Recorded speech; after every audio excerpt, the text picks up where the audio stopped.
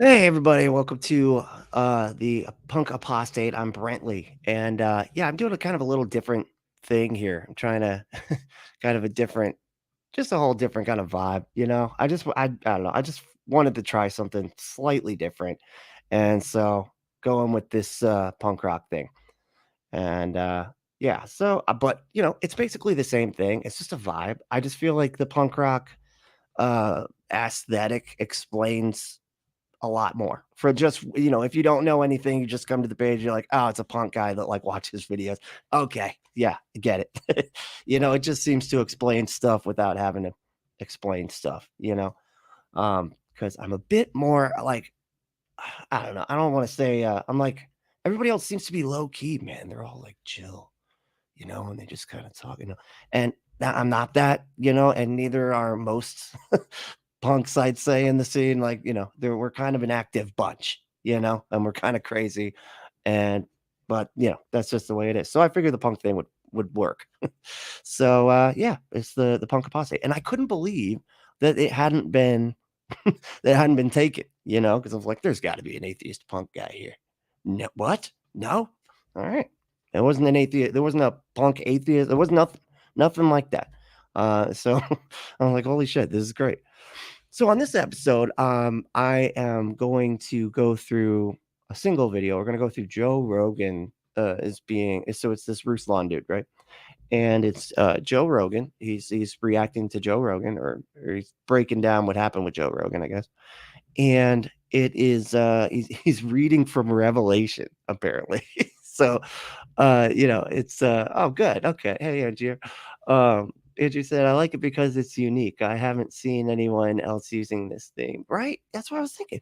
And you know what? It really hit me. Someone left a comment the other day and they were like, I really like the show and everything. And they said, like, it really reminds me of the Outcast table, of like hanging out at the Outcast table in high school. And I was like, oh shit, yeah.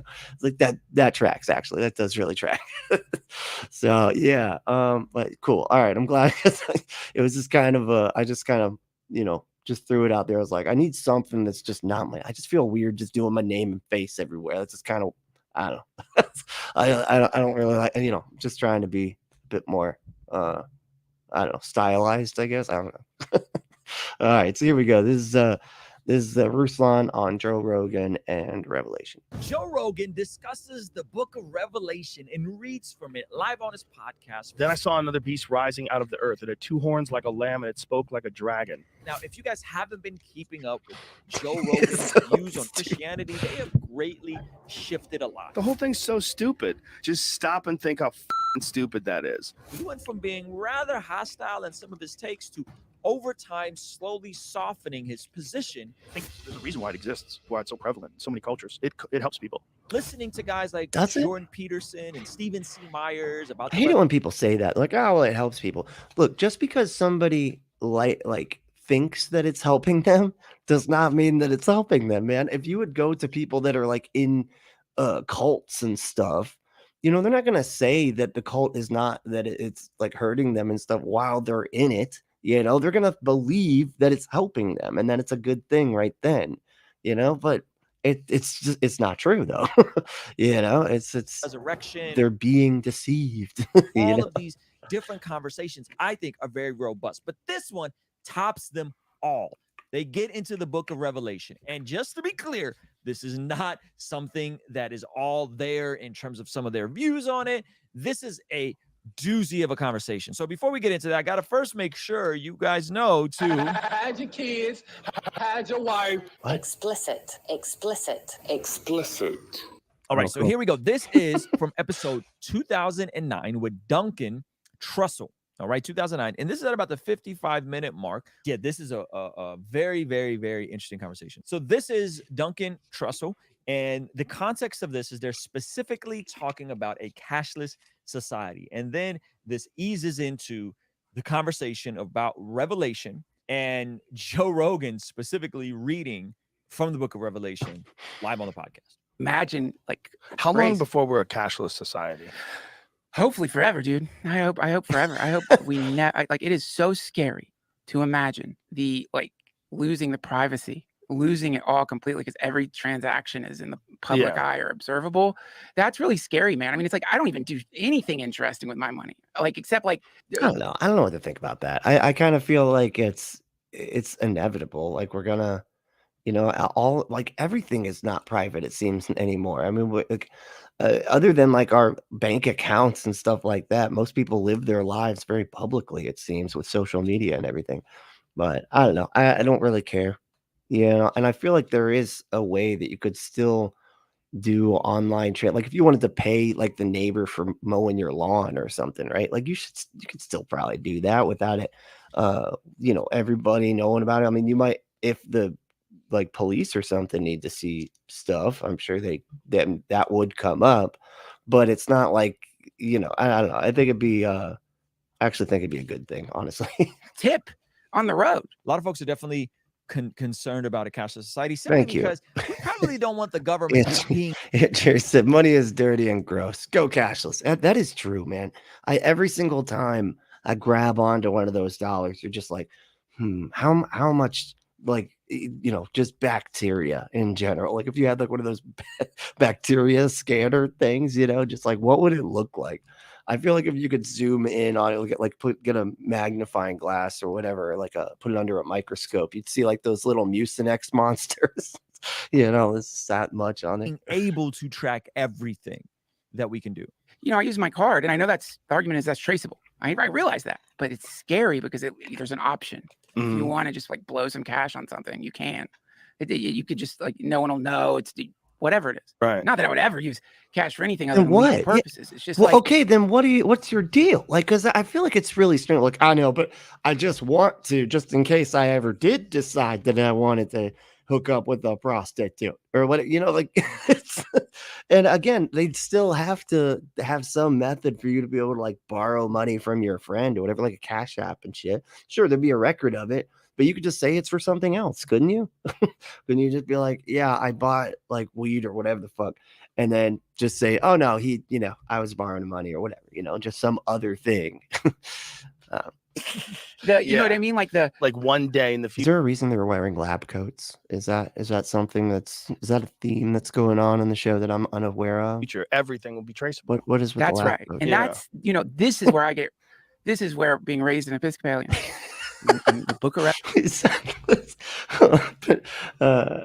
Pranay said, sounds like Jordan Peterson in Disney World.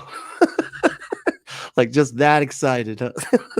He does kind of favor that high pitched voice there. And they're very high.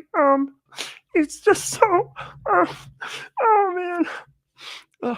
Xanax withdrawals are a mother. Like Revelations. As a Christian, you're gonna read it. This gets really interesting. All right. This is where I get scared because it's too similar to the mark. Oh, I see. Plus it's too Mickey. similar to exactly what it says. You won't be able to trade. You won't be able to do anything unless you have the mark, unless you bear the mark. So What is that in the term how is that described? How's the mark of the beast described in the Bible? We should read it because I think you're onto something. we're now Look at how serious he got. We should read the Bible, man.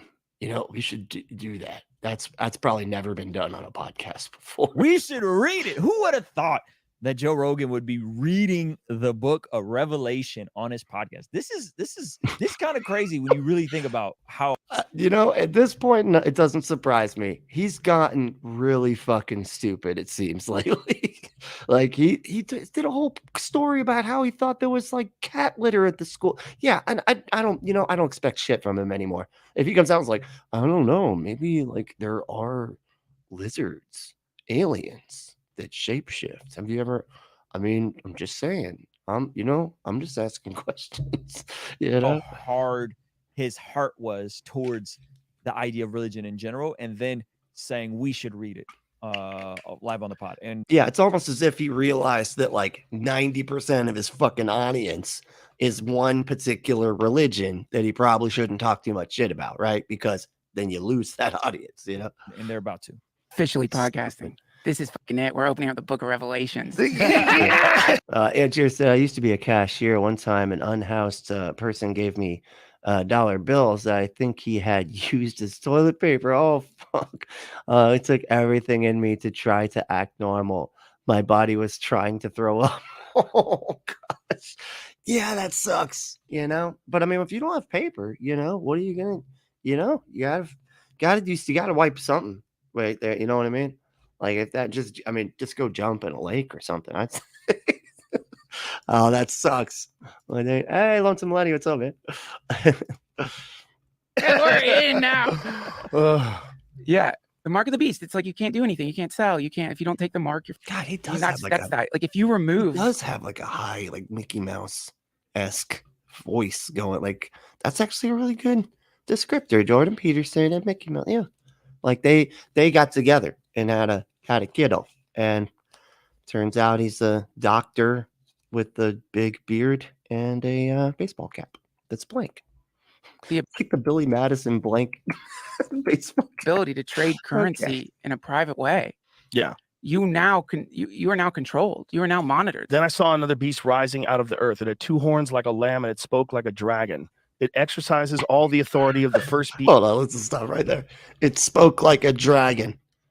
Because you know what they sound like. Like that really helps describe what I need to hear in my head. I'm like, oh, like a dragon. Yeah, I hear them talk all the time. Fucking what, man? What is happening? Beast in its presence and makes the earth and its inhabitants worship the Rogan. first beast, whose mortal wound was healed. It performs great signs, even making fire come down from the heaven to earth in front of people. And by the signs that it allowed to work in the presence of the beast, it deceives those who dwell on earth, telling them to make an image for the beast that was wounded by the sword and yet lived. And it was allowed to give breath to the image of the beast, so that the image of the beast might even speak and might cause those who would not worship the image of the beast to be slain. It also causes all, both. Well, he had a dragon accent, you know how dragons, how they can be, It's probably a Boston accent. Yeah, get the fuck out of here, bro. I'll fucking bite you, bro. I'll shoot you with fucking fire, bro. I'll bring the fire. Small and great, both rich and poor, both free and slave, to be marked. Mark Wahlberg's the only person from Boston, as far as I can tell. You know what I mean? Like he's the on the right hand or the forehead, so that no one can buy or sell unless he has the mark. What? That get that the noise loses its impact if you do it every 2 fucking seconds, man. Come on. Is the name of the beast or the number of its name. This calls for wisdom. Let the one who has understanding calculate the number of the beast, for it is the number of a man, and his number is 666. That's pretty spooky. That's pretty spooky, by the way. The number 6. Now, listen, there's been multiple views and discussions about the scripture. Is this talking about the end of days? Is this talking about what was happening with Nero and Christians being persecuted? Is this a preterist view of scripture, meaning that some of this stuff has already happened? Is it a futurist view of scripture? I don't know. But it definitely is pretty spooky. All right. It's definitely pretty spooky stuff that we're reading. It sounds like complete nonsense to me. It sounds like it's just idiotic and just some kind of like bizarre poem, where it's just like the dude took too much acid. It's like, what it reminds me of? It sounds like something, and no offense to anybody that really likes this dude, but it's like you hit a certain level of artisticness where it goes nuts. And I feel like Nirvana, what's his name? Kurt Cobain. This is something like Kurt Cobain would write. You know what I mean? Be like, here's a poem, like a dragon coming out of the ocean and the blah, blah, It's just like it's so creative that you're just like, okay, now it's like gotten into too creative. No, it's too creative, and it's not like trying to get us to think, because we just are just like, okay, that's nothing to even, that's stupid and crazy. You know what's so wild about that stuff? Reading that is it's really clear that they spoke differently. Yeah. And also really clear that 2,000 years ago, they spoke differently? Well, just fucking color me fucking surprised. How did you even, man, so glad we watched this podcast. You're getting a translation from another language. How was that like? His face is almost like, yeah, we're just kind of fucking around with the noises now. It's not, no, it doesn't even make any sense or anything. Rogan reads Jesus. like one of the most spookiest parts in the Bible, and he's like, you know what's interesting? This reads like it's been translated. They spoke differently, and it was strange. Yep. Mm-hmm. Yep. Yeah, 2,000 years old, Yep. man. They spoke Aramaic and Hebrew, and this was written in Greek, and yep, it was it was translated. No, they didn't speak Hebrew. Anyway, now I'm going to go into the language thing. Like Well- this is the best version of the English translation they could give us. It gets weirder when you get to the original. Like when you get to the original, because like, you know, Well, let's see. Angier said apparently, yes, the Pope was trying to get the pagans to convert, but they wouldn't give up their pagan practices. So he absorbed it into Christianity. Gods, goddesses became saints. Oh, that's glad I didn't realize that. I knew it was like Constantine, right? Is that what you're saying? So like I know he did a lot of that, but yeah, I'm not really too familiar with how they all got like melted together. one of the reasons that seems weird is because that's a code that like Now they're getting into the Bible code. it's not like it's encoded. Like there's some kind of like other thing in there. Jimmy just pulled this up. The class. Like there's some kind of like other thing in there. Interesting. Okay. Prene said, waiting for Judgment Day / Quaimat. Quaimat? I don't know how to say it. Nothing happened since the 1000s or 1000s of years. Oh, nothing's happened for thousands of years. Got it. But by church and mosque both try to scare us. Yeah, basically. I mean, because the end times thing is like that really does keep people kind of motivated. Like you got to keep telling them that, you know, any day now, Jesus is coming any day now.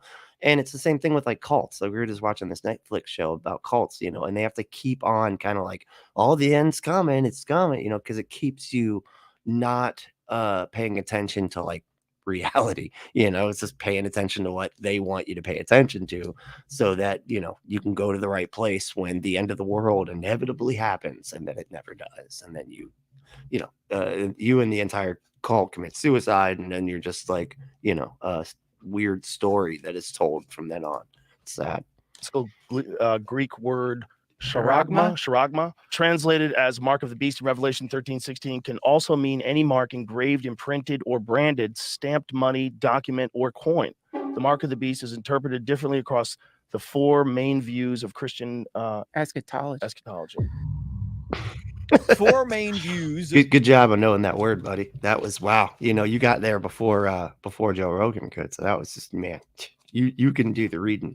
Christian eschatology. What are those? Well, so it's part. Andrew asked you, well, what show is it on Netflix? It's called How to Become, or what is it? It's like it does it like it's like how to become a cult leader or something like that. Like they do it. It's a joke, you know. It was like it's the same type of series that they did where it was like how to become a tyrant or something like that. Was it Tyrant? Yeah, I think it was Tyrant. And now they're doing how to be a cult leader, right? And so they kind of like make it like it's a how to, but not really. It's mostly like experts, you know, talking on armchairs, you know, with their legs crossed, talking about everything that happened. It's pretty cool. It's really interesting. Is that many of us grew up with one view and thinking that there's only one correct view to view the book of Revelation, which is the rapture left behind view of eschatology. There's actually other ones, believe it or not. That would be the premillennial view, meaning that everything is going to go bad. There's going to be a massive tribulation, and then Jesus is going to rapture up the church to heaven, and or it's going to happen mid-tribulation. But the other two views, which, believe it or not, were held by like the Puritans and Jonathan Edwards. One of those is post-millennialism, that the church will influence the world for good because Jesus is on the throne now. And after 1,000 year, whether that's literal or not, reign, then Jesus will come back. And then the new heaven and earth will be established. It's called post-millennialism. All right. You know that this was like a newer addition to the end time. Like there was the Apocalypse of Peter, which was very different. I couldn't go through all of it. I just know it was really interesting because God like takes Peter to heaven, and then he also goes down to hell. And it's pretty graphic, and people say that's why they took it out. But yeah, the Apocalypse of Peter was the original one, and people didn't even want to include Revelation. Like what they had to vote on it and everything. I barely got it, just squeaked by the votes and stuff because it was so crazy and nonsensical that the people that, the council or whatever it was, they were like, well, nobody's going to believe this crazy shit, but it made it in by the skin of its teeth. And, here we are. Then there's amillennialism. Amillennialism is a view where Jesus is ruling and he's on the throne now, but he hasn't it's in a spiritual sense. It's not in a physical sense. Okay? Well, yeah. And then I believe it kind of have to be, don't you think, buddy? those are the main three: premillennialism, postmillennialism, amillennialism. If you're a postmillennialist, you're going to read a lot of this passage as this was specifically talking about Nero, and this stuff specifically already happened. So the 666 is about Nero, so on and so forth, right? Christians being persecuted, the prediction of the temple being destroyed, those sorts of things, right? Let's see here. Andrew said he knew Joe wouldn't know how to pronounce eschatology, so he helped him out before he could start stumbling over it. Yeah, you're probably right about that, actually. Yeah. Henry said, no, life expectancy can't be less. Many Greek and Roman had old people. Same in Hindu, Chinese lands, even Islamic prophets was more than 45 years on his last days. Life expectancy can't be less. I'm not really sure what you're referring to. Are you talking about like the end times aspect of it? Like we're always waiting for the end times and they have to keep it moving. Oh, you're critiquing him. I got it. Okay. I see. Like I'm a post-millennial. I'm a post-millennialist. Genius. If you're reading it as premillennialism, you're reading it as if Jesus can come back any moment. Let's see. But a section of warriors can have expectancy of 30 years. That can happen. Oh, you're just talking about like the life expectancy of the people? Okay. I think I know what you're saying. Just a little bit of background on the different views. And we've had folks from all over. I'll have more post-millennials on because I think it's the most intriguing position that's the least talked about, that people are just ignorant about, and they don't know that a big chunk of church history actually believed it, and folks we look up to actually believed it. And so we'll have more folks on it. Post-millennial, where y'all at? Yeah, it's a good question. So it's like these post-millennials believe that the end times are happening. I met a guy that was talking about, but he said that it was happening, but it was very Illuminati-esque. Like it happened, but it's all secret. Nobody knows about it. And the Antichrist was actually Kennedy. And he like got, because it said like he gets slain by the sword and then he comes back. So he was saying that like he got killed, but then Kennedy came back to life. But that part was a secret. And they already did the mark of the beast. They take your babies away when you're born and they put them in. It was insane. Yeah, this dude was something. It was when I was staying in a shelter. I was staying in a homeless shelter for about 6 months at that one. All right, so let's go back to this conversation, dude. So that's a code. Just one way to connect to it, and it helps when you're on a psychedelic is forget it. Okay, hold on. So everything helps when you're on a psychedelic. You know what I mean? Went from eschatology. I mean, psychedelics help everything. That's what I mean. The psychedelics. You can't make this up, dude. So that's a code. Number one, two. Just one way to connect. Why do people say that so often? Like you can't make this up. Yeah, you can, man. People make up some real shit. Have you read Revelation? Do it, and it helps when you're on a psychedelic. Is forget about the whether or not any of it makes sense, but imagine like a mind produced that. Yeah. So whoever wrote that, like, yeah, what was their consciousness like? Dude, that's some heavy shit. Like, and it's so specific. Mhm. And when You you just get to said, hold on. You said forget about trying to like make sense of it, right? And just think about, man, this came out of a brain. It's like, really, man? That's okay. Yeah, human mind concocted this. Whoa, like, yeah, dude. That the only way to come to conclusions like that would be on like hallucinogens. original, at least I haven't done it for the book of Revelations, but the book of John, it becomes even more intense and more like, wait, what? Like in the beginning was the word logos. So you realize suddenly like within it is this psychedelic cosmology that in the beginning there was like truth. There was just truth, reality. And then that truth like manifested, extruded itself into time space for a second to like that the logos is Jesus, John 1:1. right? In the I beginning was mean, the word is logos, the logos is God, was God. And yes, absolutely. So it's interesting how all these things could be acknowledged, yet like psychedelics have to be slid in there. like if they're talking about psychedelics, like all of it's cool, but if it's just God being well, God and because God he's taking it from such a weird perspective. That that's why he's trying to make it mean more than what it means. engaging with his creation as the creator, all of a sudden that doesn't make sense for some reason. But because of psychedelics, then it's like, what? To talk about heaven or to talk about like the real reality outside the simulator, whatever you want to call it. And this is the best, and it gets translated in a lot of different ways. It was something like it was a light in the darkness, and the darkness did not understand it.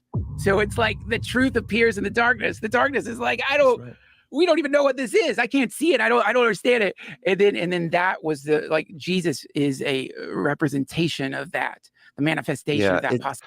It was like it was like saying like there was a light in the darkness and the darkness could not comprehend it or something like that. I don't know. It was just like, okay. But I mean, it's clearly like a translation thing. Like they've the thing's been translated to, to be like, okay. And now it sounds profound, but I'm pretty sure it's just because it's a translation error, or not error even, but just like, yeah, an error, because I mean that doesn't, light can't comprehend anything, neither can darkness. So Possibility of like pure truth appearing in a Jesus is that. Jesus is truth appearing. Jesus is the word of God appearing. Jesus is the logos appearing.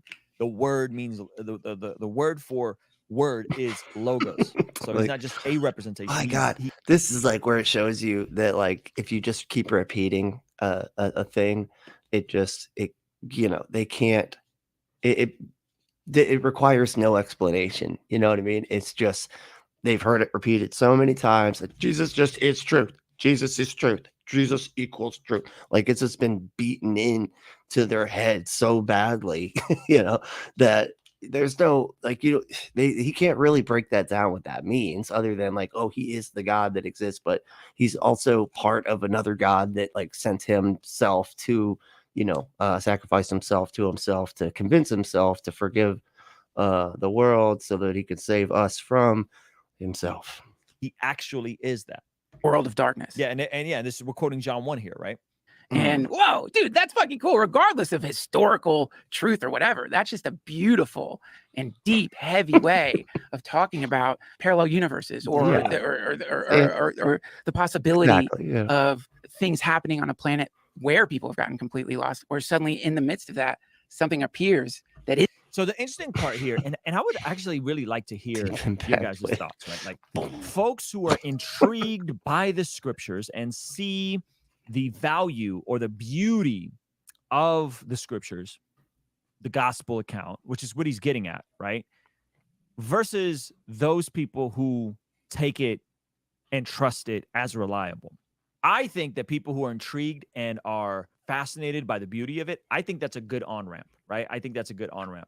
I think if you are starting from a place like Jordan Peterson or I think it's a lot of people being polite. You know what I mean? I think that's what that is. People are like, yeah, I don't find it compelling, but they know, like, yeah, that's some stupid ass shit that people are like, oh, that's my God you're talking about. So they don't. So like, I think it's interesting from a poetic standpoint. It's kind of nice in that regard, I guess. Like, okay, but it's also true. Well, I don't know about that, but it's poetic, though. It's definitely poetic. Starting from a place like Duncan Trussell or where Joe Rogan is, I think that's a good on-ramp to go and investigate it further. Okay, let me pull up this passage. Here's what he's getting at. In the beginning, I just keep hearing band name. Gone Ramp would be a good, would be a cool band name. The beginning was the Word, and the Word was with God, and the Word was God. He was in the. Oh, let's see here. Let's see. Oh. Hold on, let me start with Logan. Logan, my parents would always use darkness to compare to sin. Like darkness is the absence of light and sin is the absence of God. Oh, yeah, I've actually heard that one quite a bit as well. Yeah, that is, pretty common way to say it. I could see that. Still, it seems weird because like sin is a behavior, right? And I guess so the behavior leads to like God having to leave the room or whatever. So it's the absence of God because of that behavior that he just thinks is so gross. It almost reminds me of, I don't know if you remember, there was like this Rick and Morty where they were like stuck inside a simulation, and the aliens were like really grossed out by like humans' bodies, like naked bodies. So he had to like get naked, and all the aliens were, oh wow, and they couldn't look at it. It's like, just kind of reminds me of that. Like that's the absence of the aliens looking, you know. Let's see, India have found 8,000-year-old temple submerged in the sea. Holy shit. Called Dwarka. Kashmir have 5,000-year-old constellation carvings of astronomical stuff. Wow. The ancient scripture, anyone knows that beauty? I'm not really familiar with it. No, that's awesome though. I didn't know any of that. That's pretty cool. Let's see. There was a video of a dude that sold all of his worldly possessions and said that the world would end October 21st, 2011 at 6 p.m. and is in Times Square looking at his watch at 6:01, looking bewildered. Yeah, I think that's the one. That there's like the Scathing Atheist podcast, and they said that they could really easily map to like when they started their show, because it corresponded with that exact like moment. Like that was I think their first show came out that day, and so he like knows exactly how long they've been going because that was, you know, it's a very specific date. You know, it's interesting. The beginning with God, all things came into being through him, and apart from him, not He was saying it was weird because like they're all like looking at, and there was like a moment where there was a cloud kind of came over, like, oh, here it comes, and they're all like, you'll see, like they were that convinced, and then all of a sudden they were disappointed that everybody didn't die. Like, even one thing so came weird. into being that has come into being. In him was life, and the life was the light Why are we of reading John now, man? mankind. And the light shines in the darkness, and the darkness did not grasp it. It's fascinating how well See, they this changed it. gentleman quote. They changed the anyway. It's like it's always different. You know, I don't know how they could say something is even poetic if it keeps changing shapes all the time. You know, Did that back, right? A man came, one sent from God, and his name was John. He came as a witness to testify about the light so that all might believe through him. He was not the light, but he came to testify about the light. This was the true light that coming into the world enlightens every person. He was in the world, and the world came into being through him, and yet the world did not know him. He came to his own, and his own people did not accept him. But as many as received him, to him he gave the right to become children of God, to those who believe in his name, who were born not of blood, nor of the will of the flesh, nor of the will of a man, but of God. And the word, Jesus, the word, the logo. Okay, so I feel like a lot of these were based off, like a lot of this was based off of Paul's writings and stuff, and they were trying because this was like I think it was the last book ever written. So it was like they had the whole concept of like what Paul wanted everything to mean, and sort of like used it as the gospel that mirrors what Paul wanted. But it doesn't. And it's weird because like so much of this one is so different than the others. They basically make Jesus like a Superman and shit. Became flesh and dwelt among us. And when we saw his glory as of the only Son from the Father, full of grace and truth. That's a very beautiful picture of this stuff. And so I'm impressed with how well he was able to, I wouldn't say just paraphrase it, but kind of quote it verbatim. So Duncan Trussell was doing a good job with his, Bible history here. This guy looks like he'd be Joe named Rogan Duncan. seems you to know? be in it. Again, this Just has a conversation Duncan kind of derails and goes into a really interesting place. But I still find it very fascinating. Isn't lost. That is like a pure representation of a higher consciousness or something. Sometimes it likes to talk. It's like when you it's like sitting, like you're putting yourself in one of your Sims in Sim City. You just go down there and you're like, okay, like here's what's going on. And then pop back out. And then they kill him. That's the best part. It's like and so the book of John. But that's because you set the system up so that they would kill you. It doesn't make, and then being like, oh, I had to do that in order to like make it so anybody couldn't, not go to hell. I just looked this up because I'm writing about it. But the book of John is John, not synoptic, and has all this weird shit. And not that any of the other stuff isn't weird, but particularly weird. But I said like at least they don't say he discovered / invented light. True. stuff in it. And so those three That's a gospels, different one. they have within them something that I've always struggled with understanding the logic, which is to be cleansed by the blood of Jesus, sacrifice. Because there is no logic to it, man. Like logic is things, logic is how you determine if something is true based on real world shit. It's a mathematical way of determining truth. The God child, drink his blood, sins cleansed. So that made no sense. Oh, no. Now that got weird. Am I the only one that thinks it got weird? What? He's talking about drinking the blood of the child. I was with you until you start talking about drinking the blood of the child. Oh, that's too much. Really? What about blinking? What about drinking Jesus's blood? Why is that? Like, oh, you're talking about drinking somebody else's blood, so that makes it weird. Now it's weird. I think what he was getting at is communion, but that just flew out weird, right? We do communion in remembrance, and and some people believe the water and the wine literally becomes the blood and the flesh, but that definitely came out kind of bizarre. How do you say that whole sentence right there and now be like, this is kind of dumb. I don't know why people, and I still kind of agree like 90% with the guy who literally thinks that his wine and his cracker turn into blood and flesh in his mouth. Actually, wow. Whereas Book of John, it has less of a focus on that or the redemption through the crucifixion, and more saying the crucifixion itself was the ultimate. It's just so funny. Yeah, they're so inconsistent. Logan said drinking blood is unclean, but drink Jesus' blood, because that's it's not crazy anymore now, because you've been familiarized with it. It's been beaten into your head that it's normal to drink Jesus's blood, but they said drink a kid's blood. Now that's crazy and gross. Really, man? It's the same fucking thread, dude. It's all gross. It's all weird. Because it was the collision between light and darkness, where light, instead of getting aggro, fighting back, just prayed for the people killing it. Prede said, is he the white shirt guy from the movie The Hangover, the fat guy? And died. No. And he's got the same kind you're of not going to beard, sleep at night if you're crucifying somebody who's praying for you. Sheesh. What the That's fuck good. are you talking about? That's good.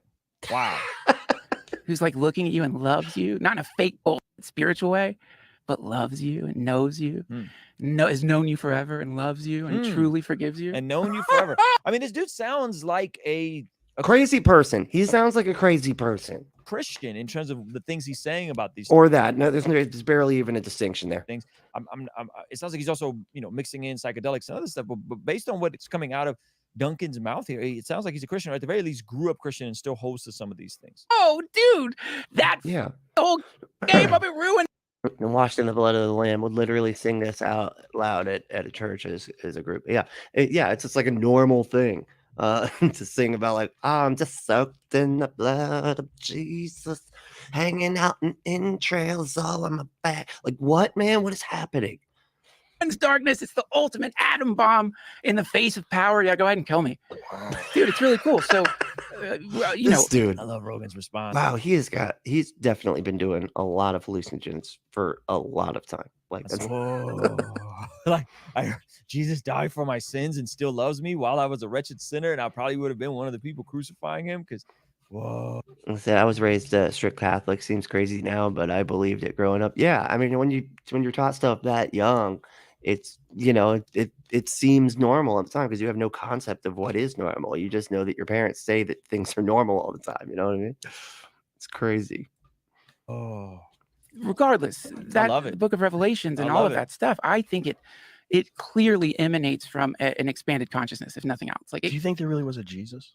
Well, I think I read that controversial book by Reza Aslan about Jesus. It's pretty good. I love that he just puts a kind of a stop on it. He's going nuts. He's like, do you even think this guy actually existed? He's like, well, you can get me off my train of thought. Yeah, I've read a controversial book about that. It's called, oh geez, Jamie, I'm sorry, I don't know the name of it. I'm so dumb, man. I can remember what books say, but I can't remember their titles. But yeah, he says apparently there are references to Zealot. And it's controversial. I know some people don't like it, but I enjoyed it. But it says apparently there are references to a Jesus, but never described as Messiah, but as a magician.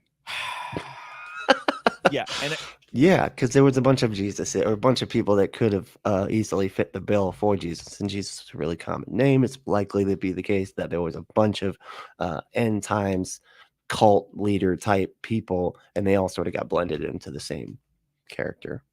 And it's not like he's co-signing this. He's saying that is one of the books attempting to rebuttal Jesus being the Messiah. Is that, oh, it's really a mistranslation and it says magician. That's a big. Oh, because No, Jesus was the Messiah.